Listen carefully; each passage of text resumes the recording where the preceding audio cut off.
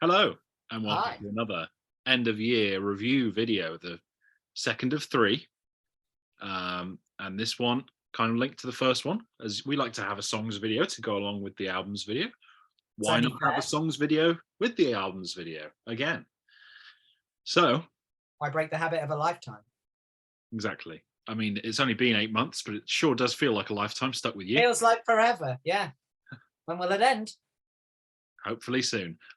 So the songs I briefly considered just doing the same format of picking our top 10 songs, but I thought, there's no guarantee we touch on every artist, so why not talk about our favorite song from each artist? Because that way, no matter what we're saying, we're spreading positivity. Because Yeah, even if it's at the exactly. bottom of our list, it's our favorite of that artist. So, Exactly. And the Sam, ranking might surprise you. why don't you kick us off at number 8? I think I know what your Yeah. number 8 is going to be. Do I might be you? wrong. Yeah. Okay. My number 8 is We Can Work It Out by the Beatles. I was right. I was right. Oh, well, look at you. Aren't you smug? Good song. It's a great song. Not as catchy as some of the other ones that I've ranked to number 1 for the other artists, in my opinion. But it's a really catchy bop. This is a very it's one of those rankings that's not quite like all the others. It's like, I still think it's a great song, and I think it's one of the best of the Beatles. Maybe I wouldn't rank it at number 1 again, Yeah, and that would change where the Beatles fell here. yeah. So I that's think where it's fallen. with that one especially, it was so much music that was new to you, and Yeah, you were just sort of like, how do I rank this? And I kind of like, yeah, I was the same with some of the other ones, so I totally understand. Although We Can Work It Out was a good choice. It nearly made my list for that discography. So my number 8 also probably won't be too much of a surprise is Love Is the Drug by Roxy Music. Similarly to you, maybe wouldn't pick this as number 1 if I did the list again. It would still be in medal position pretty comfortably, I think. I think it's got a fantastic bass line. It's an absolute banger. But you'll be able to tell from my list that 2 of these deep dives were less enjoyable than the other 6. Not that they weren't enjoyable, but not so much. not as much. So like I said, mine 8 and 7 still great songs, bangers, but got to land somewhere, unfortunately. Yeah. So Love Is the Drug is my number 8. Yeah. Well, it just shows how things change, and I think songs are so much more subject to change than albums, because that really is down to the mood of the day. Yeah. My number 7 is Waves by Slowdive. Wow. Simply because Slowdive is one of those things that I have to be in a very specific mood for. So I can't always tap into Slowdive. And like you said, just for a day, you want to listen to it all. It's very rare that I'm just going to go, yeah, let's just listen to a Slowdive song. Mm-hmm. So that's fallen very low. But make no mistake, Waves is tremendous. Just for a Day is an awesome album, and I love Slowdive. But compared to the 6 others that I've ranked number 1 for other artists, I'm unlikely to go to Waves first. Yeah, that's fair. Waves was my number 2 for Slowdive, so that was one we really agreed on. I do love that song. You won't be hearing from Slowdive from me for a little bit longer. I'm sure. My number 7 is the one song that we synced up on as our number 1. Distant Sun by Crowded House. Again, take nothing away from this song. I think it's gorgeous. I mean, I like it better than Love Is the Drug, which is a song I already said was a banger. So Distant Sun, it's got that nice sincerity. It's definitely Neil Finn channeling Paul McCartney, which he does a lot, which is fine. Yeah, that's going to win you round. Yeah, and it's really catchy. It's really summery and bright, and it's easily the highlight on Together Alone. No other song comes even close. Yeah. So, yeah. I don't have anything else written down. Yeah, I think past the first 2 albums, they're a bit of a songs band for me rather than album band. However, this song is an all-timer. I love it. And again, it's just that the competition is so stiff that it's landed at number 7. I think that's the only song that's going to come up in both our lists. I don't think we've that was the only one. Yeah. So yeah, you'll be hearing about Distant Sun in a little bit. My number 6 is Follow You, Follow Me by Genesis. That is surprising. I really thought that was going to be right up there. I think because as a rule, I've tended to go more for more fast-paced songs recently.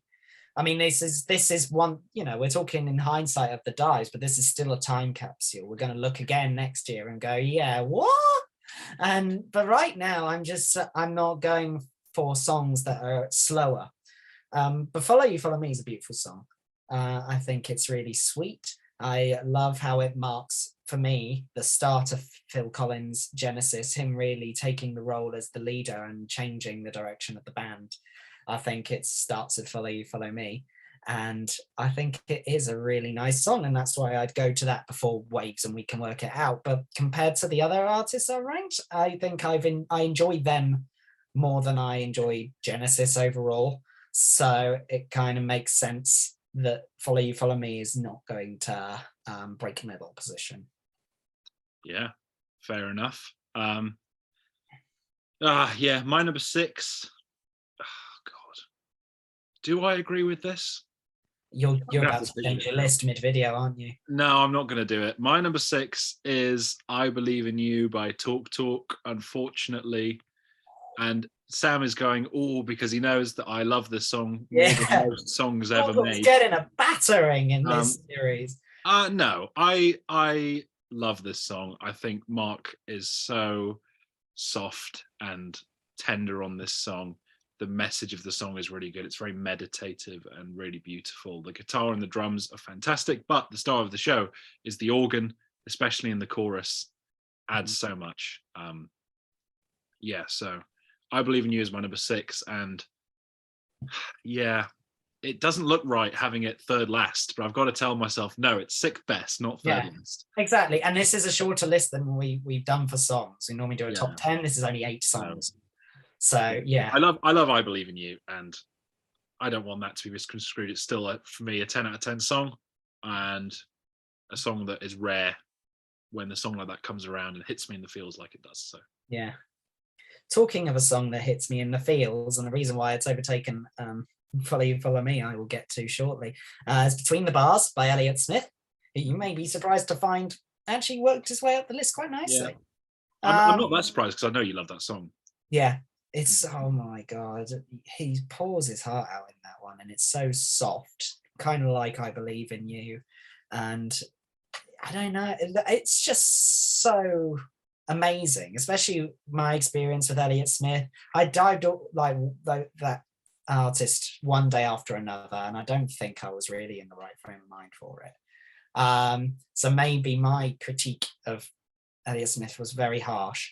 But one thing that stood out to me even then was how amazing Between the Bars is.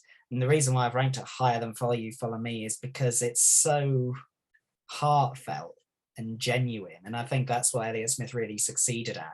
And I think it's something to do with him being a single artist, like a solo performer, which he's the only one we've done together. In fact, is he the only solo artist that you've covered in the series as a whole? I think so. Yeah. Yeah. You get more connected to the person, don't you? Because it's not a band, it's not a collective of people. You really feel like it's Elliott Smith. He is really good at putting himself in his songs, and so that's why that one is in top 5, as it turns out. Even though, in terms of the artists we've dived together, Elliott Smith wouldn't rank that high. But here we are.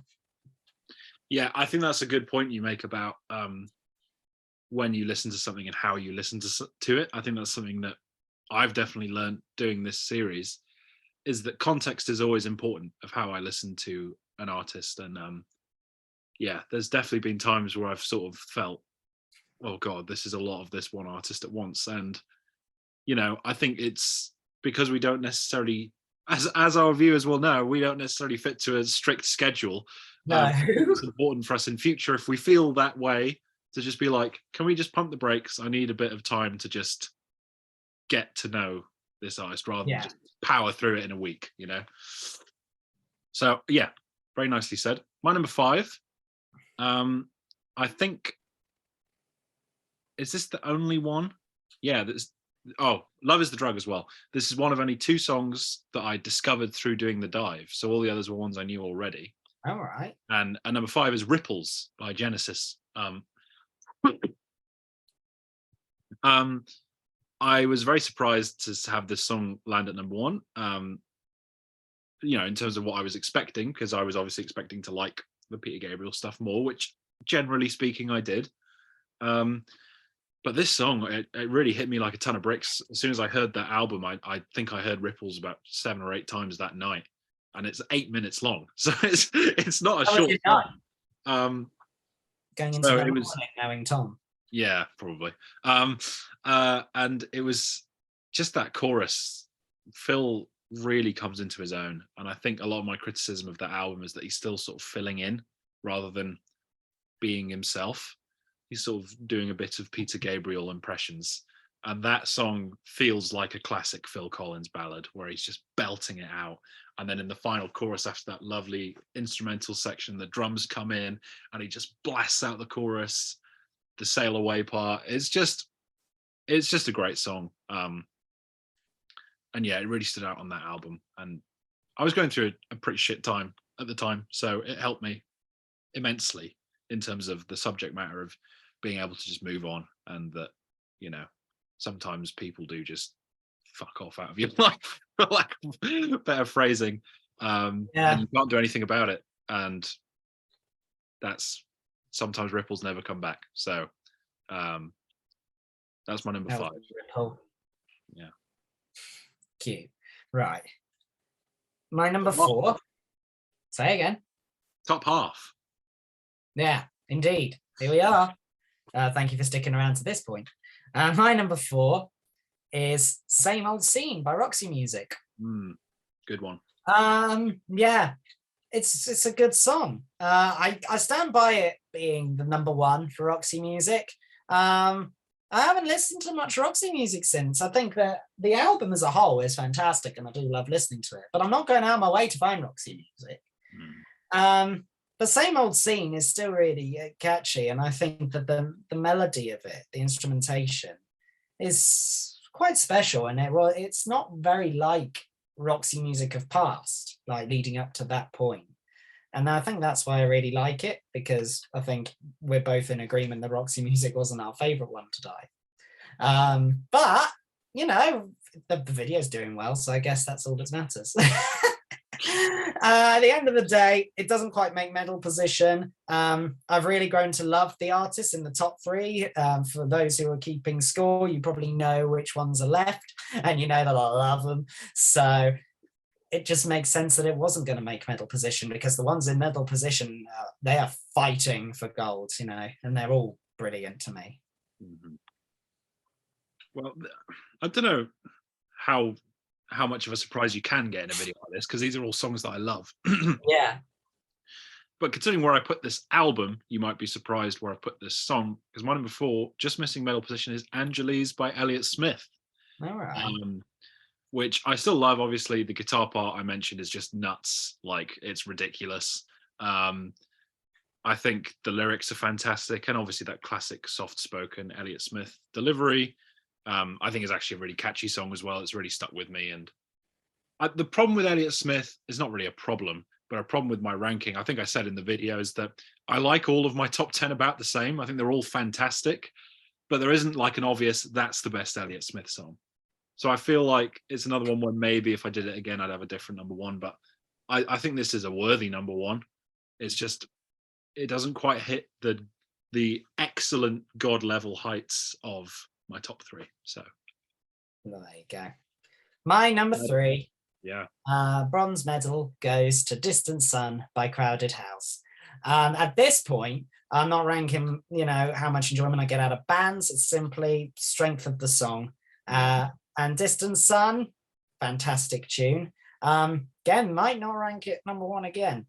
Who knows? I do think right now, if I pushed it, I'll probably go, nah, Distant Sun is really good. But the other 2 that I've got here are excellent, and I listen to them a lot more than Distant Sun. But I love Crowded House, and they had to get in medal position. And Distant Sun is a really strong number 1 to have, and we have it in common, which makes it even better. Mm-hmm. So that's where it's fallen. I don't know if that'll ever happen again. Who knows? Knowing us, It happened once. We don't agree that often. We don't.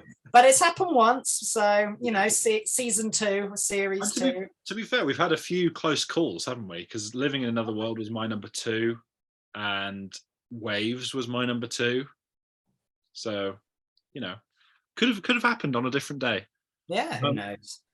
My number 3, the bronze medal, goes to "Enjoy the Silence" by Depeche Mode, which I mentioned being one of the greatest pop songs of all time, and I stand by it. Objectively, this is the best song of this list, but the top 2 just have an emotional connection to me, which I think is very important in music, that this song just doesn't have. It's a banger. I mean, I'm never going to get sick of it. It's one of the best songs ever made, but the top 2 just hit home a little different. Like you mentioned in the album's video, the mixing and the production is fantastic. The sound is just beautiful. The synths sound so futuristic even today, even though the album is 32 years old.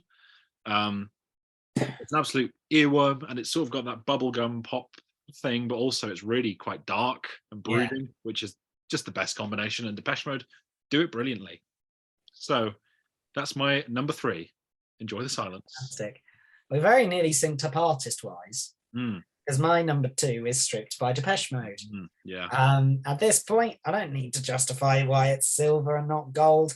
It's just an absolute cracker of a tune. I think it's just the lyrics of it are really quite confrontational, and it's dealing with something quite dark.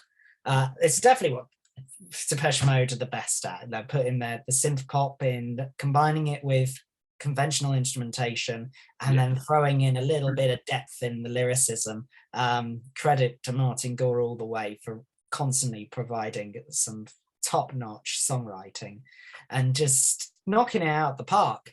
And I think Stripped is a great number 1. I stand by it. I think if anything, there's just more songs to tie with it rather than something to knock it off the perch.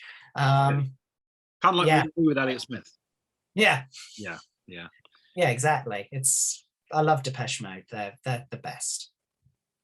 Yeah, I think that's probably, of all the artists we've done, that's the one the only one where we're equally fans. Yes. So my number 2, this was impossible, the top 2, because if I had to pick my 5 favorite songs ever, these would both make the list. And I'm not going to make a top songs list of all time, so we'll never know. You're not spoiling anything. This Must Be the Place by Talking Heads is my favorite song of all time, followed by God Only Knows by the Beach Boys, and these 2 songs might be number 3 and 4. So it's really tough to do this, but my number 2 is going to be Dear Prudence by the Beatles, which I've talked about this song at length and how important it was in my musical discovery. I talked about that with Revolver, but I feel like the White Album was one of the first albums I owned on vinyl, and I remember hearing back in the USSR and Dear Prudence especially for the first time in stereo. My speakers spread across the room, and it felt like the song was moving around me. It was just crazy. I loved it so much. And obviously I've mentioned it opens with just John and the acoustic guitar, and then the bass slowly comes in, and then the drums come in, and then you get the look around part, and it all slowly builds without you really noticing. And by the end of the song, George Harrison's lead guitar has come in, and the whole band is playing together as one, whilst they hated each other's guts. They were doing such a great band effort.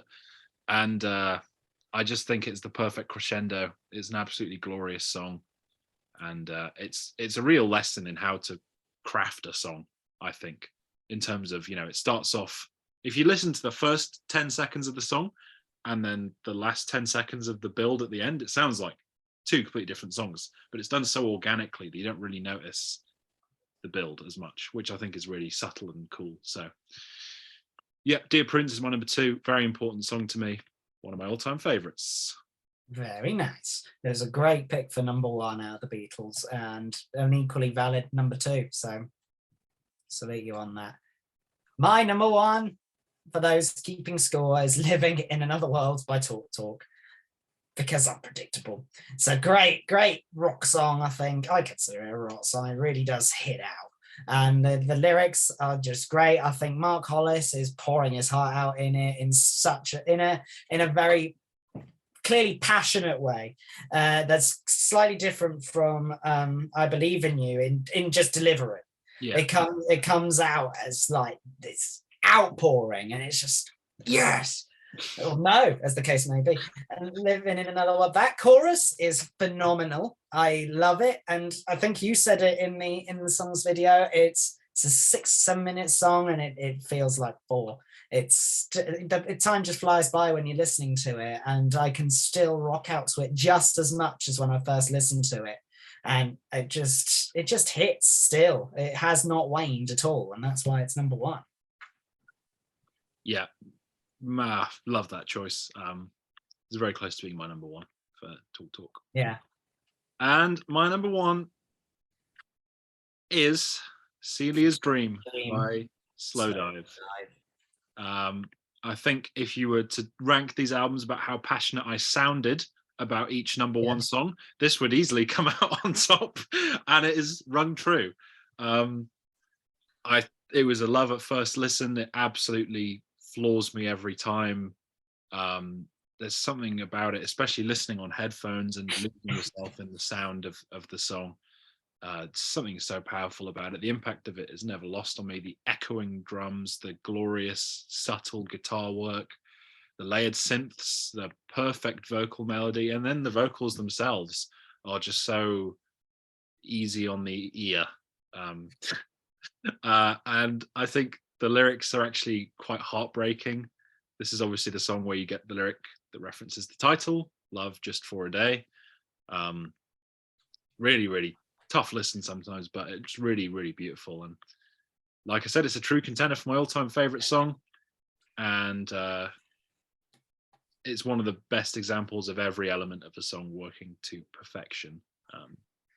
So yeah, and on top of that, I just have a great emotional attachment to it. So it's like it's both a chin stroke and gets you in the feels. So you couldn't ask for more than that from my perspective.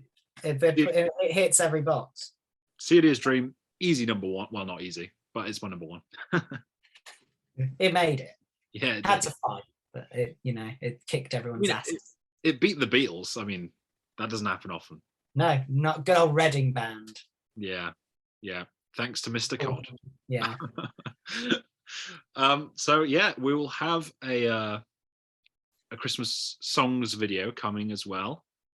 Get in the festive spirit, and yeah, I'm already in. Yeah, but you're already in. Not. I'm the Scrooge. But thank you so much, not just for watching these videos. I assume you've watched the album's video as well. You're supposed to be a fan. Yeah, come on. But also for watching the videos throughout the year. And hopefully, if there are some of these that you missed, if you joined maybe when we did the Beatles, that got us a lot of new subscribers, and you didn't know we did some of these deep dives, what a great time to go back and watch them. They're all still available on the channel. I think the level of analysis from both of us improves as we go along. Yeah. Maybe if you joined the Beatles, you joined at the right time. Yeah, I think that's only natural because we've both... It's only natural by Crowded House. We've both been learning as we go. It's something very new to both of us, and I think we've kind of tried to take it with both hands and go straight into it. And here's to I'm not the only one. You've had other friends come on and explore other bands. It's been an interesting series to watch as well as be a part of. So there's other people's whose rankings probably more sophisticated than mine. So check them out too. Well, yeah, sometimes they're also crazy. Tom's the one true constant. Yeah, there's always a crazy person on my show, and sometimes it's me, sometimes it isn't. But that's kind of part of the fun. Is the differing rankings. If it was just me ranking things, I feel like it would get quite boring. So thank you, Sam, for joining me on this journey. And here's to 2023, where hopefully we will get another 8 at least discographies done. Probably not more than 8. let's go for 8. That's the target. Yeah. But expect the Pretenders video in January. I mean it this time. I'm going to stick to my word. At the moment, I'm kind of going through yearly releases for 2022 because I'm going to be recording my favorite albums of 2022 video, which will come after these videos as well. And then Pretenders will come, and Harry Nilsson is still going to come with Chris and Vanessa as well in the new year, and a little bonus video before then as well, before the end of the year. So loads of stuff coming. No excuse not to be subscribed. So thanks again for watching, and catch you soon.